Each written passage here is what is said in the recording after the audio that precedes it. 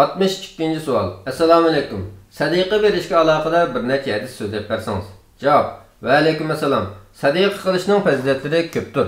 Shu qatoridan Ibn Mas'ud radhiyallohu anhu rivoyat qilgan hadisda Payg'ambar alayhissalom Payg'ambar sallallohu alayhi va sallam bunday degan: Qaysinglarga mirosxo'rining meli o'z melidan suyumlik?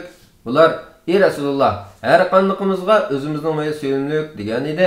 Payg'ambar sallallohu alayhi va sallam undaqda haqiqat shuki, o'zining meli hayotida xayrlikka sarf qilib oldin mangdirg'inidir.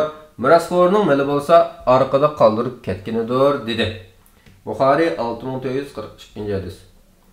Sahihaynda Abu Hurayra radhiyallohu anhu rivoyat qilgan hadisda Payg'ambar sallallohu alayhi va sallam bunday degan: Kimki halol kasb bilan topgan melidan xo'rmachaqliq narsa bo'lsin sadiq qilsa, Alloh taolo tarafiga faqat halolni o'rlaydi. Alloh taolo uni o'ng qo'l bilan qabul qiladi. Ondan shu xo'rmachaqliq narsani xuddi birov o'z toychiqini obdan beqib o'stirgandek o'stirib, sadiq qilg'uchi uchun uning savobini tog'dak suraytib beradi.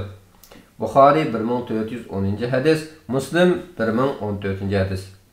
Yani bir hadisda haqiqatan sadiqa Alloh taolaning g'azabini o'chiradi, yomon o'limdan saqlab qoladi deyilgan.